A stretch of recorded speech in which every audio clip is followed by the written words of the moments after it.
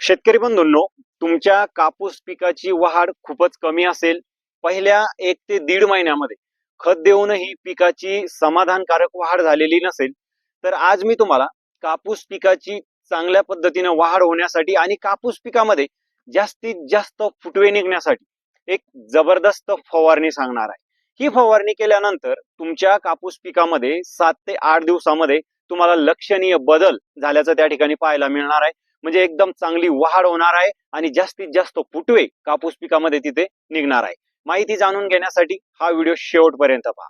पहिल्यांदाच तुम्ही आपल्या चॅनलवर आला असेल आणि कापूस पिकाचं संपूर्ण व्यवस्थापन तुम्हाला पाहिजे असेल, तर सर्वप्रथम आपल्या चॅनलला एकदा सबस्क्राईब करून ठेवा आणि नोटिफिकेशन बेल ऑन करा. म्हणजे येणाऱ्या नवीन व्हिडिओचं नोटिफिकेशन सर्वात अगोदर तुम्हाला मिळेल. शेतकरी बंधूंनो, कापूस पिकाला पहिल्या 1 ते दीड महिन्यामध्ये चांगली वाढ होण्यासाठी आणि जास्तीत जास्त फुटवे निघण्यासाठी नायट्रोजन या अन्न घटकासोबतच स्फुरद या अन्न घटकाची सर्वात जास्त गरज असते. आणि ही गरज पूर्ण करण्यासाठी आपण कापूस पिकाला पहिल्या 25 ते 30 दिवसामध्ये दाणेदार खतांचा डोस पण देतो.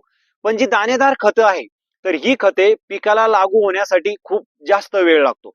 अशातच जर पाऊस कमी असेल तर पिकाला जे खतं दिलेली आपण तर ती पिकाला लागू पडत नाही, किंवा पाऊस जर जास्त असेल तर अशा परिस्थितीमध्ये सुद्धा दिलेली खतं पिकाला जमिनीतून त्या ठिकाणी उचलता येत नाही.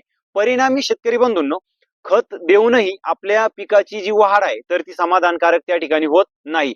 मग अशा वेळेस आपण कापूस पिकाला फवारणीच्या माध्यमातून काही अन्न घटक जर दिले तर पानाद्वारे पीक ते अन्न घटक त्या ठिकाणी लवकर शोषण करतं आणि त्याच्यामुळे एकंदरीतच वाढ होण्यासाठी चांगली मदत होते.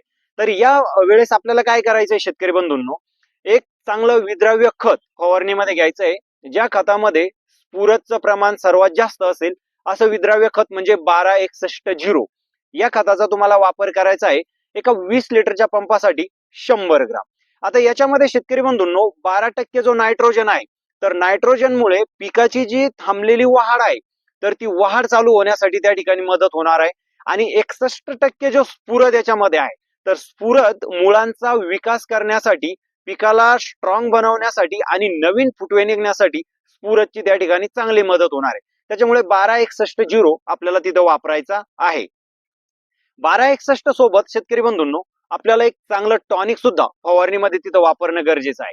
टॉनिक मध्ये तुम्ही समुद्री शेवाळ म्हणजे जे बायोविटा एक्स आहे पीआय कंपनीचं, तर हे बायोविटा एक्स तुम्हाला घ्यायचं आहे एका 20 लिटरच्या पंपासाठी 40 ml. याच्यामध्ये 5 ते 7 प्रकारचे मायक्रोन्यूट्रिएंट्स आहे, जे पिकाच्या सर्वांगीण विकासासाठी त्या ठिकाणी चांगल्या पद्धतीनं उपयोगात येणार आहे. आणि त्यामुळे एकंदरीतच पिकाची जी थांबलेली वाढ आहे तर ती वाढ चालू होण्यासाठी त्याची चांगली मदत होणार आहे.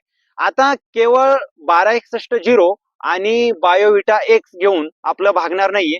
या दोनमुळेच आपल्या पिकाची चांगली वाढ किंवा जे फुटवे कापूस पिकामध्ये निघणार नाहीये. तर त्यासाठी आपलं जे कपाशीचं पीक आहे तर ते निरोगी असणं सुद्धा तितकंच गरजेचं आहे. त्यासाठी किडींच्या नियंत्रणासाठी आपल्याला एक कीटकनाशक बायोविटा आणि 1261 सोबत तिथं घेणं गरजेचं आहे. ज्याच्यामध्ये काळा मावा, पांढरा मावा, हिरवा तुडतुडा किंवा थ्रिप्स वगैरे जे काही असतील तर ते चांगल्या पद्धतीनं तिथं नियंत्रणात येतील. असं कीटकनाशक म्हणजे युपीएल कंपनीचं उलाला, ज्याच्यामध्ये फ्लोमिकामिड 50% WG हा घटक मिळतो शेतकरी बंधूंनो. तर या उलालाचा आपल्याला याच्यामध्ये वापर करायचा आहे एका 20 लिटरच्या पंपासाठी 8 ग्रॅम. अशा पद्धतीनं तुम्हाला कापूस पिकामध्ये जी फवारणी आहे तर ती करून घ्यायची आहे. 1261 100 ग्रॅम, बायोविटा एक्स 40 ml आणि उलाला घ्यायचं आहे तुम्हाला 8 ग्रॅम एका 20 लिटरच्या पंपासाठी. माहिती कशी वाटली कमेंट करून नक्की सांगा.